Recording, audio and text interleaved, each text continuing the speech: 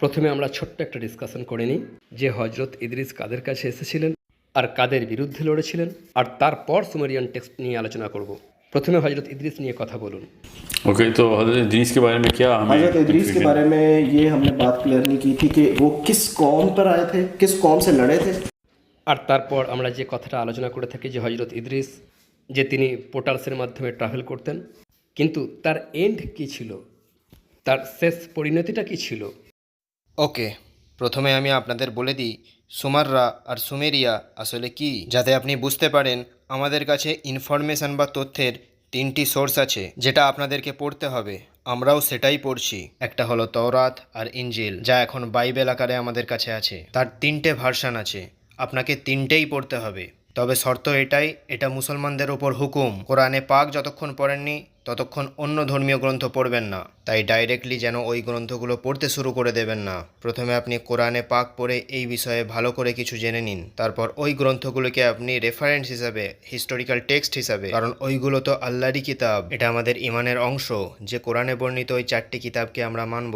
তবে কোনো কথা কোরআনে পাকের বিপরীতে গেলে বা তার মধ্যে কোনো ইন্টারসেকশন এলো বা এমন কোনো বিশ্বাসের বিষয় যা রাসূল সাল্লাল্লাহু আলাইহি ওয়াসাল্লামের হাদিসে অথবা কোরআনে পাকের মধ্যে সঠিকভাবে ব্যাখ্যা করা হয়েছে যে বিষয়টি এরকম নয়, কারণ ইসলামের এটা একটা পদ্ধতি যার মাধ্যমে থট বিল্ড করা হয় বা চিন্তাভাবনা সুসংগঠিত করা হয়। কারণ আপনি দেখে থাকবেন যে কোরআনে পাকের মধ্যে যে অন্যান্য গ্রন্থের যেসব বিষয়ে মানুষের জ্ঞান ছিল এবং ঈমান ছিল, কোরআনে পাক তার উল্লেখও করেনি।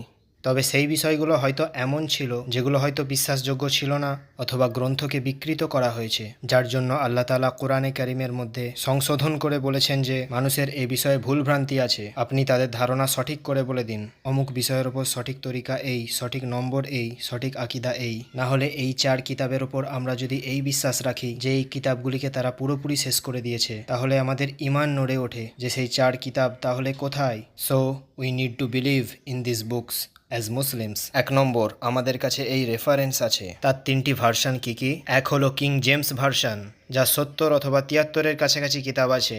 আমরা যেগুলোকে সূরাতে বলি, ওনারা ওগুলোকে বুকস বলেন। ওই কিতাবগুলির মধ্যেও আবার অনেক সূরত আছে, তাই তাদের তারতিব আলাদাভাবে আছে। আরেকটি হলো যেটা ওদের mainstream catholic church, the Roman church, যে বাইবেল ইস্যু করে, তার মধ্যে 80 থেকে একটু বেশি সংখ্যক কিতাব আছে। আর তৃতীয় ভার্সন হলো ইথিওপিয়ান বাইবেল, তার মধ্যে সব থেকে বেশি কিতাব আছে। তাই এই মেন স্ট্রিম রিলিজিয়াস সেক্টগুলোর স্ক্রিপচারগুলো আমাদের কাছে থাকা প্রয়োজন। এগুলো হলো প্রথম সোর্স। দ্বিতীয় সোর্স হলো অ্যানসিয়েন্ট হিস্টোরি বা প্রাচীন ইতিহাস। সেই ইতিহাসগুলো কালের ক্রমে বিভিন্ন সভ্যতায় নিজের সাক্ষীর ভিত্তিতে ডকুমেন্ট করা হয়েছে। কিভাবে করেছেন সেগুলোকেই এনারা ট্যাবলেট বলছেন। এটা কোনো আইপ্যাড বা টেকনোলজির ট্যাবলেট নয়, এগুলো পাথরের প্লেট বা তক্তার ওপর লেখা হতো। আর এটাই আমরা কালকে বলছিলাম যে কোনো জিনিসকে প্রিজার্ভ করার এটা ছিল সর্বোত্তম পদ্ধতি। এটা কমন সেন্সের ব্যাপার। তারা পাথরে এই কারণে লিখতেন কারণ আমাদের গ্রহের পাথর লক্ষ বছর ধরে নিজের আকার ধরে রেখেছে। তাই তারা এমন কোনো জিনিসের ওপর লেখেননি যার কোমলতার জন্য গ্রীষ্ম, শীত বা বর্ষার প্রকোপ বা কোনো ঝড় এলো, যাই হয়ে যাক, তাতে তার সংরক্ষণে যেন কোনো সমস্যা না হয়। তাই তারা পাথরে লেখার সিদ্ধান্ত নিলেন, যা অবশ্যই সঠিক সিদ্ধান্ত ছিল, কারণ তা 1000 বছর পরও পাওয়া যাচ্ছে। দক্ষিণ আমেরিকার কাছাকাছি মায়ান সিভিলাইজেশন, আবার সুমেরিয়ান সিভিলাইজেশন, যা ইরাকের মধ্যে ছিল, যা প্রি ব্যাবিলন এরাতে ছিল বলে ধরা হয়। এটাকে মেসোপটেমিয়া বলা হয়ে থাকে। তারপর গ্রিক সভ্যতা, যা অবশ্যই গ্রিসে ছিল।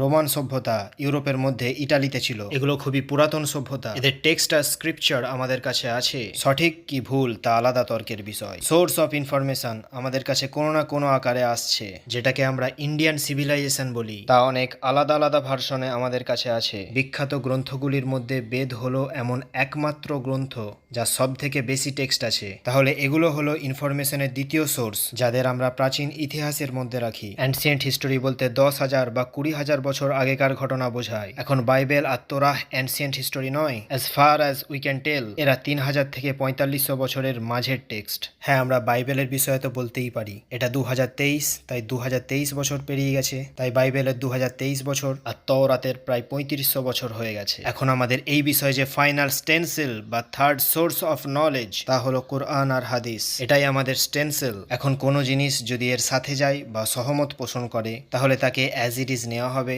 এই দুই সোর্সের মধ্যে থেকে, অর্থাৎ বাইবেল থেকেও এবং অ্যানসিয়েন্ট হিস্টোরির মধ্যে থেকেও। তাই এটা হলো কনটেক্সট, আর এর পরে বিষয় সম্পর্কে আপনারা অনেক ভালো বুঝতে পারবেন যখন আমরা লিঙ্কের প্রসঙ্গে বলবো। আর যখন কথা প্রসঙ্গে আলোচনা চলবে তখন আপনার এটা জানা থাকা দরকার যে সুমেরিয়ান সিভিলাইজেশন বা সুমেরীয় সভ্যতা থেকে 21,000 ট্যাবলেট উদ্ধার করা হয়েছে, 21,000 পাথরের তক্তা, যার উপর তারা লিখে রেখে জ্ঞান সংরক্ষণ করতেন। অফকোর্স কে জানে এর থেকে বেশি সংখ্যায় আছে। এই 21,000 ট্যাবলেট ইরাকের মিউজিয়ামে প্রিজার্ভড ছিল। এর উপরে প্রপার ডকুমেন্টেশন হয়েছে, এর উপরে স্টাডি করা হয়েছে, ভ্যালিডেশন ভেরিফিকেশন করার পর এটা রিসেন্ট ঘটনা 1941 কি 40-এর দশকে, আমার সঠিক সময়টা মনে পড়ছে না, এটাকে যখন ডিক্লেয়ার করা হলো তবে 40s-এ আর্কিওলজিস্টরা এগুলো আবিষ্কার করেছেন। So it's a very recent Discovery. এছাড়া আরও একটি ভার্সন আছে, সোর্স আছে, ওটা ইসরায়েলিয়াতে আছে। ইসরায়েলিয়াত এই 3টে জিনিসকেই মানে না, তাদের কাছে বাইবেল ছাড়া কিছু স্ক্রোলস আর কিছু গসপেলস আছে। তাদের বিষয়ে আমি পড়েছি, temple scroll and Dead Sea scroll, তবে এগুলোকে ওরা এতটা সাইন করেনি। তাদের কাছে আরও গসপেলস আছে, তারা সেইগুলি থেকে নিজেদের প্রফেসি আর জ্ঞানের দলিল পেশ করে। তা এই হলো 5-6টা জিনিস যা আপনাকে পড়তে হবে, যাতে আমরা যখন আলোচনা করব, তবে আপনি যদি নাও পড়ে থাকেন, এটা আমি বলে দিই, আপনার মনের মধ্যে এই প্রশ্নটা আসবে যে আমরা কি সেগুলিকে সত্যের উৎস মনে করছি? না, সত্যের উৎস আমরা শুধুমাত্র কোরআন আর হাদিসকে মনে করি। যদি কোনো বিষয় বিজ্ঞানসম্মতভাবে সঠিক হয় আর তার কোরআনে পাকে কোনো উল্লেখ না থাকে, তাহলে yes, we take that as part of the puzzle. আর যদি কোনো এরকম জিনিস থাকে যা কোরআনেও আছে আর সেগুলির মধ্যেও আছে, তাহলে of course we take that as part of the puzzle and then will try to complete the puzzle. এখন আপনারা বুঝতে পারবেন যে আমি এই সমস্ত জিনিসকে মেলানোর পর হজরত ইদ্রিসের বা পিরামিডের অথবা এলিয়েনের বা ইলিউমিনাটির, স্পেশালি ইলিউমিনাটির এই সমস্ত তফসিল কোথা থেকে নিতে হবে। আজ পর্যন্ত আমি আমার জীবনে এরকম কোনো লেকচার শুনিনি যা ইলিউমিনাটিকে উদ্দেশ্য করে দেওয়া হয়েছে। আর ওই 5টা বিষয়কে অথবা 5টার মধ্যে আমি যে কোনো 2টো নিয়ে নিচ্ছি, সর্বদা বাইবেলকে কেন্দ্র করে, শয়তানকে কেন্দ্র করে কথা বলা হয়। এগুলো সম্পূর্ণ মিথ্যা। Illuminati is not a Satan based practice or a religion or a cult or any kind of ritual which are satanic. Obviously শয়তান তো এই ধরনের কার্যকলাপের ওপর খুশি হয়, কিন্তু তা শয়তানকে বেস করে হয় না। যদি আপনি এ বিষয়ে হজরত নূহের অনেক ডিটেলসের মধ্যে দিয়ে যান, আর আমি এখানে বাইবেলের উদাহরণ পেশ করব।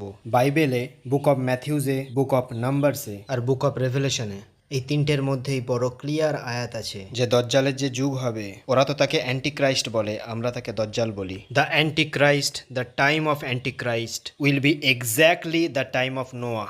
এটা এত বড় বিষয়, এখন এটার কোরআনের সাথে কোনো সম্পর্ক নেই, তাই এটা যদি আমরা মেনেও নিই তাহলে আমাদের আকীদা একই থাকে। তাই আমি অনেক বুঝে শুনে গ্রন্থগুলির কথাগুলিকে বাছাই করছি যাতে আমাদের আকীদায় কোনো ফারাক না আসে। তাই যদি ক্রিশ্চিয়ানিটিতে এই বিশ্বাস থাকে আর 3টে সেক্টের মধ্যেও এই বিশ্বাস থাকে যে দজ্জালের যুগ এক্স্যাক্টলি হজরত নূহের যুগের মতো হবে, এর ওপর কিং জেমস ভার্সনের যারা বিশ্বাসী তারা এই বিষয়ের ওপর খুবই বিশ্বাসী। তারা হজরত নূহের সময়ের বিষয়গুলিকে রেপ্লিকেট করে, specially the book of revelation. তার মধ্যে তারা অনেক বেশি তফসিলের সাথে আর বড় ক্ল্যারিটির সাথে বিষয়টিকে দেখে যে হজরত নূহের সময়ের কি রেমিনেসেন্স আছে যা দজ্জালের সময় আসতে পারে। অবভিয়াসলি আমি যে ইন্ডিয়ান স্কলারদেরকে স্টাডি করছি, এই মুহূর্তে কিং জেমসের যিনি ডকুমেন্টারিজ করেন তার উপর লেখালেখি করেন, এই বিষয়ের উপর এই মুহূর্তে যারা প্যাস্টর্স তারা সুমেরিয়ান বা তার উপর কিছু দেখছেন না।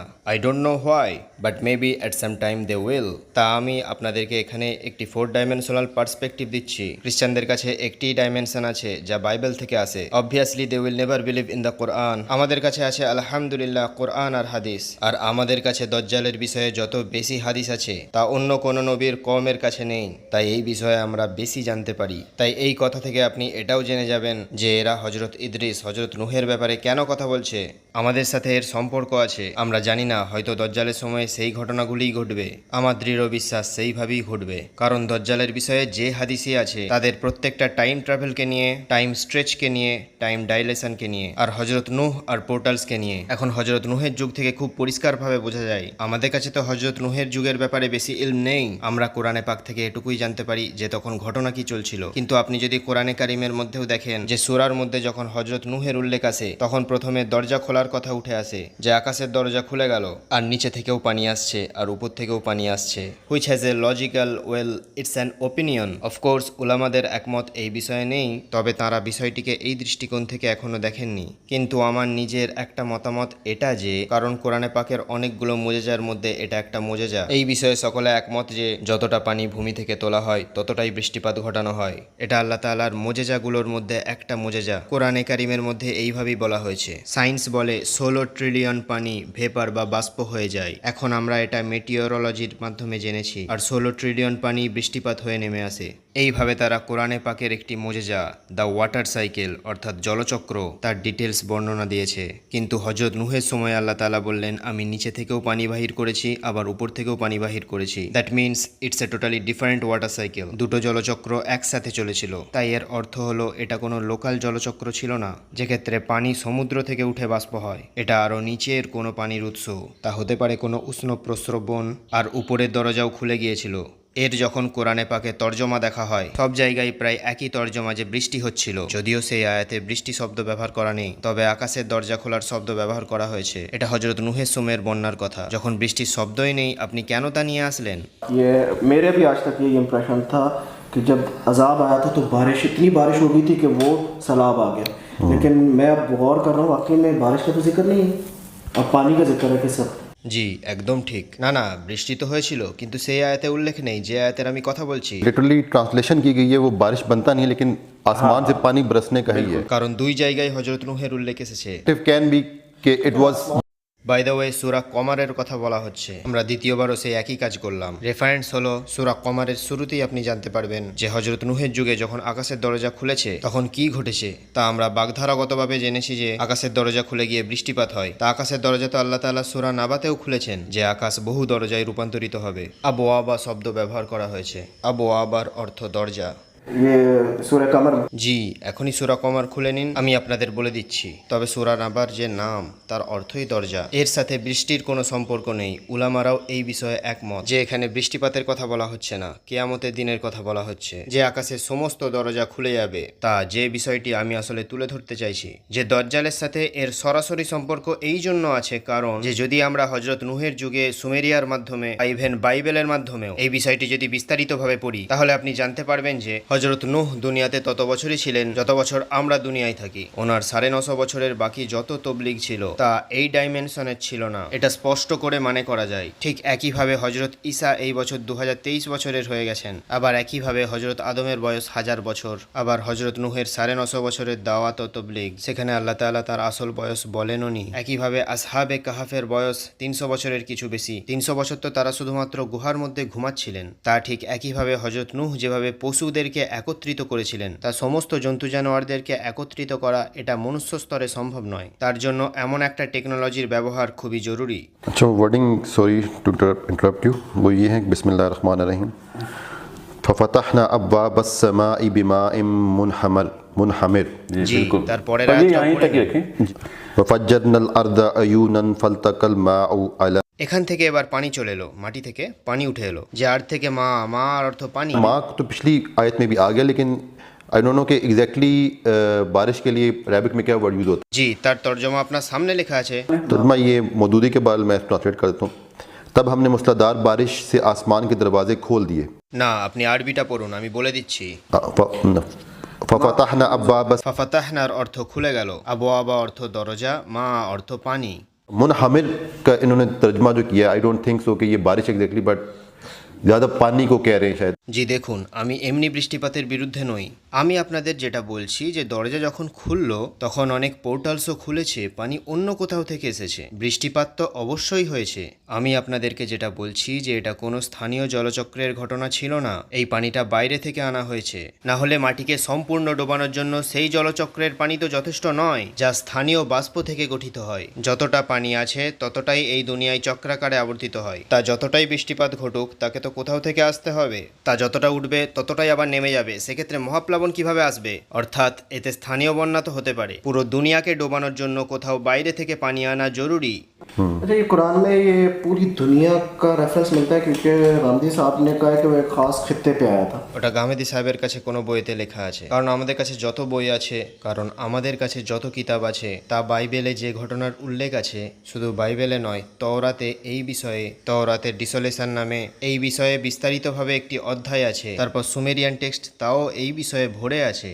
সেখানে হজরত ইদ্রিসকে দিয়ে দলিল দেওয়া আছে যে হজরত ইদ্রিস ওয়ার্নিংয়ের ওপর ওয়ার্নিং দিয়েছেন, এমনকি নিজের পোতার জন্মানোর অপেক্ষা করেছেন, তারপর তাকে নিজে ট্রেনিং দিয়েছেন। হজরত নুহের কথা বলা হচ্ছে যে এরকম সময় আসবে যখন ওনারা বলছেন পানি সাউথ পোল থেকে চলেছে, অ্যাকচুয়ালি উনি বলেছেন পানি 2 মেরু থেকেই চলতে শুরু করেছে, জোয়ারের পানি বেরিয়ে পড়েছে, এত বছর আছে তোমার কাছে, সরি এত সময় আছে তোমার কাছে, তা পুরো পানির জন্য সম্পূর্ণ বছর লেগে গিয়েছিল।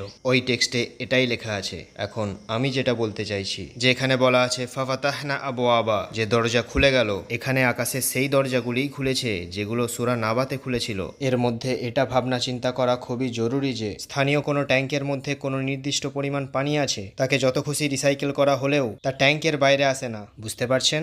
এটা কোরআনই জানিয়ে দেয় যে যতটা পানি তোলা হয় ততটাই নামিয়ে দেওয়া হয়, ঠিক আছে? তবে এটা কমন সেন্সের ব্যাপার যে যতটা পানি উপরে উঠবে নিচে ততটাই গ্যাপ তৈরি হবে, আবার উপরের পানি নেমে এসে সেই গ্যাপ পূরণ করে দেবে। তাই পুরো বড় বড় পাহাড়কে ডোবানোর জন্য, তাও কয়েকশো উচ্চতা অবধি ডোবানোর জন্য, কারণ এমন কোনো গাছ ছিল না যা পানির উপরে দেখা যাচ্ছিল, বুঝলেন?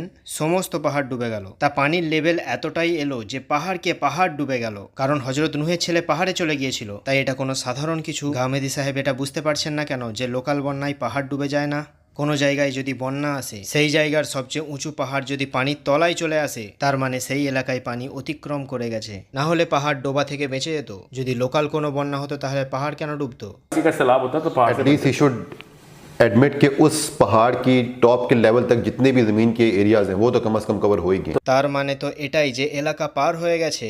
আমি যদি নিজের এলাকার সবচেয়ে উঁচু পাহাড়ে উঠে যাই, सी लेवल सी लेवल तो क्रॉस हो गया throughout the world. Sea level সবচেয়ে নিচু জায়গা, আর এখানে বলা হচ্ছে পর্বতের চূড়া, টপ অফ দ্য মাউন্টেন। যদি কোনো এলাকায় ধরে নিন কেটু শৃঙ্গ, এটা তো দ্বিতীয় উচ্চতম শৃঙ্গ, আমি কেটুর পাশের কোনো এলাকায় আছি আর সেখানে বন্যা হয়েছে, তা আমি কেটুতে চড়ে পড়লাম আর কেটুও ডুবে গেল, তার মানে সেটা এলাকার বন্যা নয়, তাতে সব কিছু ডুবে গেছে। ऑटोमेटिकली मीन्स के केटू से जितने भी नीचे लेवल की पहाड़ियां हैं दे आर ऑल सरपास।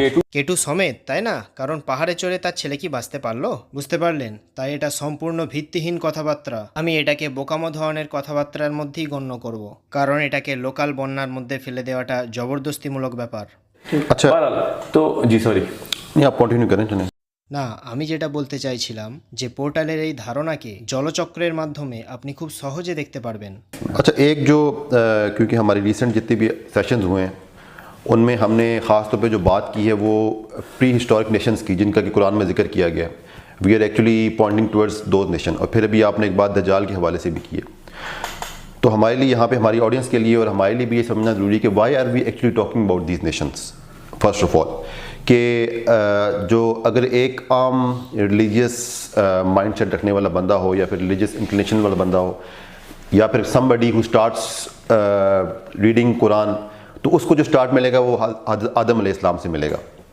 हज़रत आदम अलैहिस्सलाम के से पहले না না ना, তার আগে থেকেই পাবে। सब बताया गया, मतलब कि जो अल्लाह सुब्हानहू व तआला और फरिश्तों की जो डायलॉग होता है उसके बारे में वहाँ না, দেখুন কোরআনে পাকের মধ্যেই আছে যে এদের মধ্যে থেকে আমরা আদমকে বেছেছি। এর উপরে হাদিসও পরিষ্কার, আমাদের বাইবেলের দরকার নেই। কোরআন আর হাদিসকে আলাদা করবেন না। যখন আপনি এই ধরনের টাইম লাইন প্লট করবেন তখন হাদিসের মাধ্যমে প্লট করবেন, না হলে তো দজ্জালের কথা কোরআনের মধ্যেই আছে।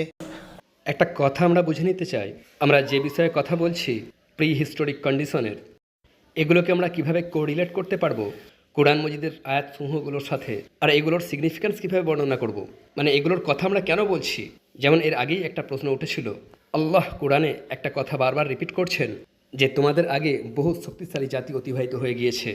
আর একটা স্থানে আল্লাহ তাআলা, আমি এটা পড়ে খুবই অবাক হয়ে গিয়েছিলাম, কারণ যখনই আমার অফিসে আলোচনা হয়, আমার কিছু কলিগ রয়েছেন যারা ইকোনমিক্স নিয়ে খুবই ওয়েল ভার্সড, তারা সাধারণত একটা কথা বলে থাকে যে ভাই ইটস অল অ্যাবাউট ইকোনমি, এখানে অর্থনীতির কথা বলা হচ্ছে।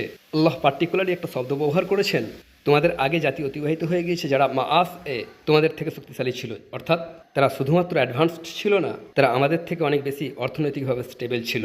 So what does it actually mean, যে জাতিগুলো অতিবাহিত হয়ে গিয়েছে তারা কোন জাতি? আদম আলাইহিসসালামের পরের কওম, নাকি তার আগেও জাতি ছিল যারা ছিল শক্তিশালী? আর যখন আল্লাহ সুবহানাহু ওয়া তাআলা রেফারেন্স দিচ্ছেন, তো সেই জাতিগুলোর কথা তো কিয়ামতের আগে পর্যন্ত থাকবে, তাদের স্ট্যাটাস তো সবসময় টপেই থেকে যাবে। Main on the top level उनके मतलब अल्लाह ताला ने कह दिया वो ताकतवर तरीन थी, इट मीन्स कि अब वाली कौमें वहाँ तक नहीं पहुँचेंगी, but I assume from it. क्या वाकई में ऐसा ये एजम्पशन करना हमारा ठीक है कि वो इस लेवल पे पहुँच चुकी थी कि अभी तक की कोई भी सुपर पावर नहीं पहुँच सकी? और वो कौमें कौन सी थी? वो हज़रत आदम अलैहिस्सलाम के बाद की कौमें की थी, या हज़रत आदम अलैहिस्सलाम से पहले भी, जिस तरह की हम बात कर रहे हैं शायद there might be the existence of aliens, वो हो सकती हैं? দেখুন, এই যে আয়াতগুলি আছে এখানে কোরাইশদের সাথে আর খুব অহংকারী ফেরাউনদের সাথে কথা বলা হচ্ছে। এখানে যখন কওমের কথা আসে তখন মানুষের সাথে মানুষের তুলনা করা হয়। এমন একটা আয়াত আপনাকে বলছি যার মাধ্যমে ব্যাপারটা আপনি বুঝতে পারবেন, তা হলো সূরা বনী ইসরাইলের আয়াত নম্বর 17। সেটা বের করুন যাতে আপনি বুঝতে পারেন যে এলিয়ানদের জাতিকে মনুষ্য জাতির সাথে এইভাবে তুলনা করা আমাদের চলবে না। এখানে যে কথাটা বলা হচ্ছে সেটা তো লোকাল ফেরাউনের বিষয়ে, যে তোর থেকেও উন্নত আর তোর থেকেও বেশি শক্তি মানুষ দেখেছে। এই বিষয়টিকে বিভ্রান্ত করবেন না। এখন সূরা বনী ইসরাইলের 17 নম্বর আয়াত, এখান থেকে এটা বোঝা যায় মানুষের থেকে উন্নত। যেমন আমরা বলি না আশরাফুল মখলুকাত হলো মানুষ, আল্লাহ তাআলা বলছেন তোমাদের থেকেও উন্নত কিছু কম, কিছু সৃষ্টি আমি বানিয়েছি। क्रिएशंस बनाई हैं। और अल्लाह ताला ने ये कहा है कि सूरह बनी इसराइली 17 या 17 सूरह इसरा भी कहते हैं, मतलब विच आयत 70 70 आप वो वाला तर्जुमा वाले निकाल लिया करें ताकि आसानी हो जाए। बहरहाल আমি আপনাকে আয়াতটি বলে দিচ্ছি যাতে করে এই প্রশ্নের উত্তর ক্লিয়ার হয়ে যায়। वलक़द कर्रमना बनी आदम वहमलनाहुम फिल बर्रि वल बहरि वरज़क़नाहुम मिन तय्यिबाति वफ़द्दलनाहुम अला कसीरिम मिम्मन खलक़ना तफ़सीला। এর শেষ অংশটা আরেকবার পড়ুন। वफ़द्दलनाहुम अला कसीर, ওয়াফাদ্দালনাহু আলা কাসীরা, যে তাদের বেশিরভাগের উপর আমি তোমাদের ফজিলত দিয়েছি, সবার উপরে দিইনি। এর তর্জমা পড়ুন যাতে আপনি আমার পয়েন্ট বুঝতে পারেন। चले मैं पॉइंट क्या ये तो हमारी अनायत है कि हमने बनी आदम को बुजुर्गी दी और इन्हें खुशकी और तरी में सवारियाँ अता की और इनको पाकीज़ा चीज़ों से रिस्क दिया और अपनी बहुत सी मखलूक़ात पर नुमायाँ फ़ोक़ियत बख्शी। অনেকের উপর, সবার উপর দান করা হয়নি, তার মানে মানুষ ছাড়াও ওয়াল্লাহু আলাম আরও ফজিলত রাখনেওয়ালা কওমও আল্লাহ তাআলা তৈরি করেছেন। এই আয়াতটিকে নিয়ে ভাবার বিষয় আছে যে তাহলে কি আমরাই হলাম সেন্টার অফ দ্য ইউনিভার্স? এই আয়াত আপনাকে বলে দেবে যে না, তা নয়, আপনার হাওয়ায় ওড়ার দরকার নেই।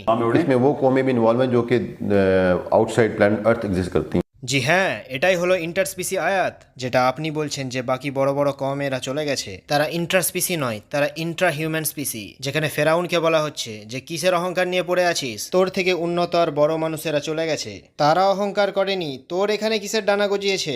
पर लग गए हैं इधर। So if we are addressing the Pharaoh of the current world, জি হ্যাঁ, still holds true कि वो कौमें उनसे पहले गुजर चुकी। কিন্তু সেটা তো মানুষের ব্যাপার ছিল। হযরত জুলকারনাইন এসেছেন। कौन से बुश को ऐसा कौन सा ख्वाब आ गया कि जिसको अल्लाह ने कोई खासी ताकत देती है? सर में हम थोड़ा सा हमने एक टॉपिक को कंप्लीट नहीं किया, हम हज़रत इदरीस पे जा रहे थे, आप सर नूह का। জি, আসলে হজরত নূহের বিষয়টি হজরত ইদ্রিসের সাথে সংযুক্ত আছে, এই জন্যই আমি আপনাদের বললাম। এখন হজরত ইদ্রিসকে আমরা কেন জানবো? তা হজরত নূহের জন্য তাকে আমরা জানবো। এখন খ্রিস্টানরা এটা মানে যে হজরত ইদ্রিস বেঁচে আছেন। ये बता दें कि हज़रत इदरीस अलैहिस्सलाम जो थे वो हज़रत आदम अलैहिस्सलाम के कितनी जनरेशन के बाद, 7th জেনারেশন বা সপ্তম প্রজন্ম, অর্থাৎ 6টি প্রজন্মের ঠিক পরেই 7th जनरेशन। एंड हज़रत नूह अलैहिस्सलाम वाज 10th জেনারেশন বা 10ম প্রজন্ম, কারণ হজরত ইদ্রিসের পোতার ছেলে হলেন হজরত নূহ। For the sake of clarity. হ্যাঁ, 10th প্যাট্রিয়ার্কি বা 10ম পুরুষ বলা চলে, 10ম ছেলে বলা চলে না, কারণ 10ম ছেলে তো প্রথম প্রজন্মেই চলে এসেছিল। তা আপনাদের প্রশ্নটি আরেকবার বলুন। হ্যাঁ, হজরত ইদ্রিসের বিষয়ে খ্রিস্টানদের 3টে সেক্টই এটা মানে যে হজরত ইদ্রিস এখনও আকাশে বেঁচে আছেন। ঠিক আছে, তারা হজরত ঈসাকে মেরে দেয়, কিন্তু হজরত ইদ্রিসকে ওরা জীবন্তই রেখেছে। এটা তো আমরা হাদিস থেকে জানতে পেরেছি যে হজরত ইদ্রিসকে হজরত আজরাইল চতুর্থ আকাশে রূহ কবজ করেছেন। रूह कब्ज कर ली। कुरान में लेकिन जिक्र है उठाने का, हाँ, उठाने वहाँ पे मौत का जिक्र नहीं, मगर हदीस है लेकिन मैं वैसे बता रहा हूँ कि हमें हदीस से क्लियर हो जाती है। এখন হাদিসের কথায় যদি কারো মাসাইল থাকে তাহলে হজরত ইদ্রিস আলাইহিস সালামকে আমরা জীবন্ত ধরে নিচ্ছি। আমাদের জন্য হজরত ইদ্রিস হজরত ঈসা উভয়ই জীবন্ত, এর সাথে আকীদার কোনো সম্পর্ক নেই। আর যদি হজরত ইদ্রিস বেঁচে থাকেন বা যদি তিনি ইন্তেকাল করে যান, তাতে তাঁর চতুর্থ আকাশে থাকার বিষয়ে আমরা অস্বীকার করতে পারি না। কারণ মিরাজের রাতেও তিনি রাসূলুল্লাহ সাল্লাল্লাহু আলাইহি ওয়াসাল্লামের সাথে চতুর্থ আকাশে দেখা করেছিলেন। তার মানে তিনি চতুর্থ আকাশ পর্যন্ত তো গিয়েছিলেন। আর রাসূল সাল্লাল্লাহু আলাইহি ওয়াসাল্লামকে প্রথম আকাশে কে দেখা করেছেন? হযরত আদম আলাইহিস সালাম। তার মানে আদম আর বনি আদম মৃত্যুর পরেও প্রথম আকাশ পর্যন্ত যাত্রা করতে পারে। তৃতীয়, চতুর্থ, পঞ্চম, ষষ্ঠ আকাশ রুহেদের জন্য কোনো বিষয় নয়। এটা কোনো অন্য ইউনিভার্স যার উপর বাকি আকাশগুলো আছে। So it's a problem about solving through the equation of intergalactic travel and journeys, যাদের সুমেরীয় ট্যাবলেটে খুবই বিস্তারিতভাবে উল্লেখ পাওয়া যায়।